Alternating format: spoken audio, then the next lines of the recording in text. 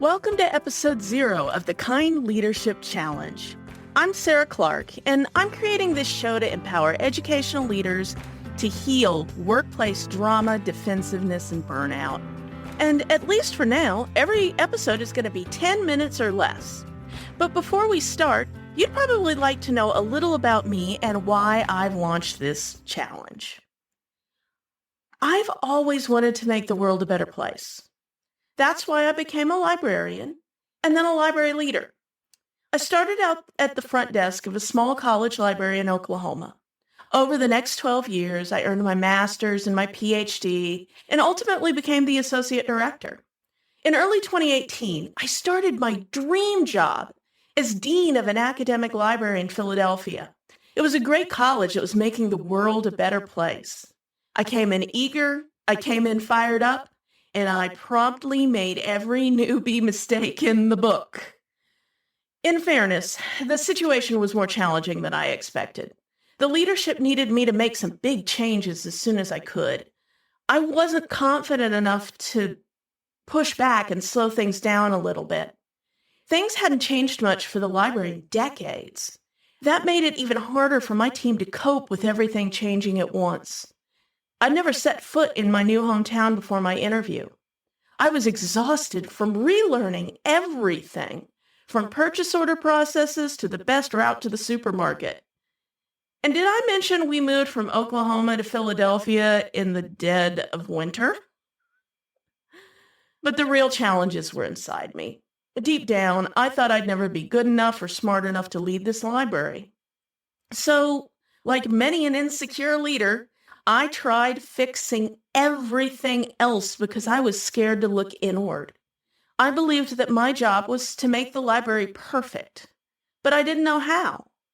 All that pressure and anger left me lonely, scared, and guilty. I couldn't connect with my team.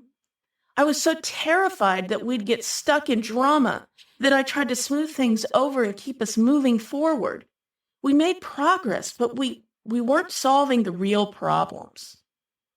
Looking back, there was plenty of blame to go around. However, I was my own worst enemy. I'd been a confident, skilled, and caring leader in my past life, but I found myself overthinking every situation till we all felt cautious and defensive. I was overwhelming everyone with too much change in too short a time. That led to toxic drama instead of healthy conflict. And I was overworking myself because burnout was preferable than reaching out for help. It all came crashing down at the end of that insane first year.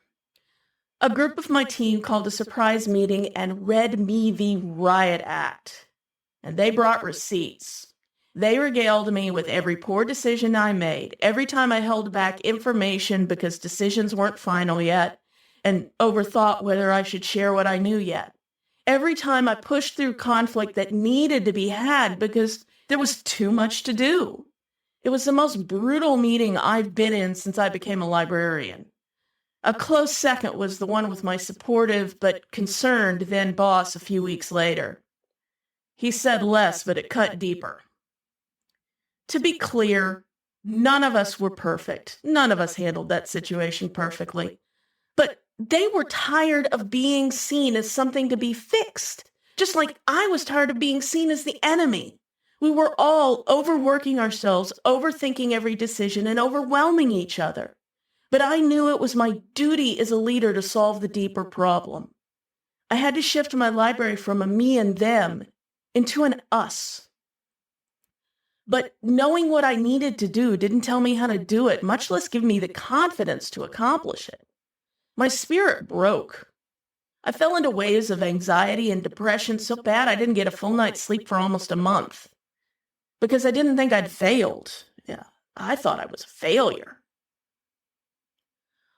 I wasn't sure if I'd ever recover from my burnout, but I knew I couldn't keep living the way I had been.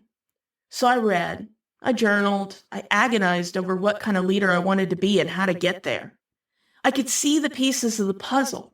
I just couldn't fit them together, and I was still too ashamed to ask for help. And then, one morning in early 2019, a month or so after it all blew up, a chance thought made it all clear. You don't have to be perfect to build a better world. You just need the desire to heal, the skills to do so, and a community to work with. That insight shifted everything for me. Just as the villain had been inside me, the power to vanquish it was inside me too, especially if I found people who could help me fight that battle. So I combined my PhD and my unexpected postdoc in the School of Hard Knocks. I soon realized that I needed to get away from the urge to fix my school, or myself for that matter. Instead, we needed to heal into something stronger and better, even if it wasn't perfect. So I focused on 3 themes that became the heart of the Kind Leadership framework: growing humanely, managing effectively, and partnering collaboratively.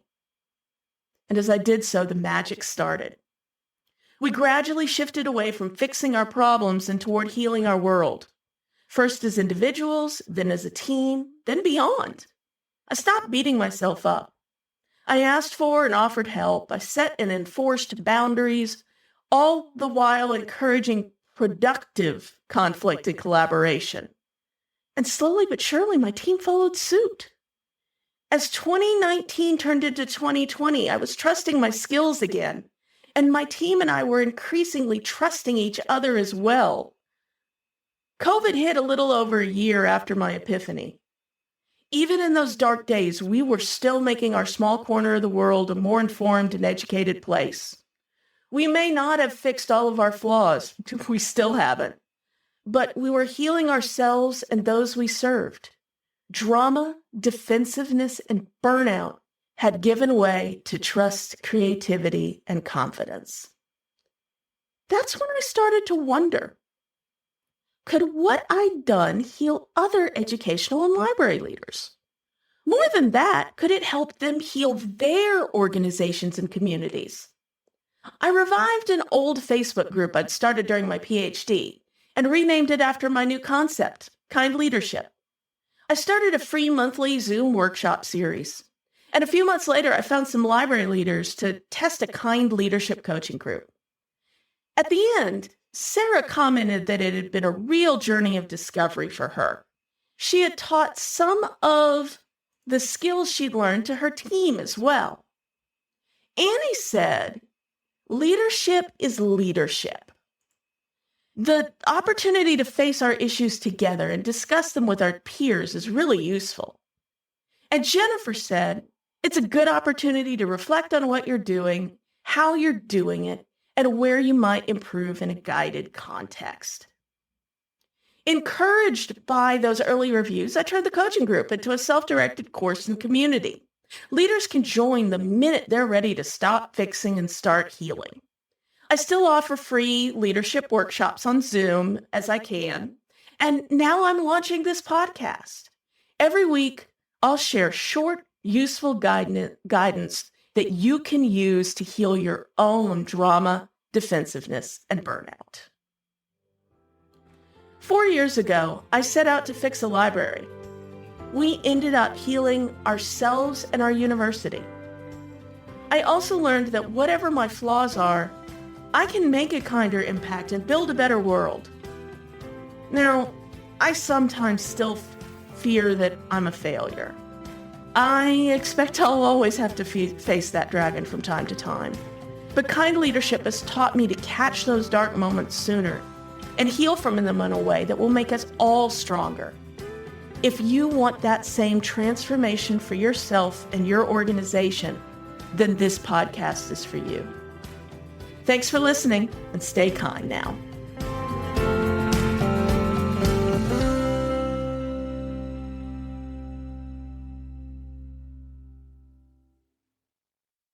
Oh, one last thing.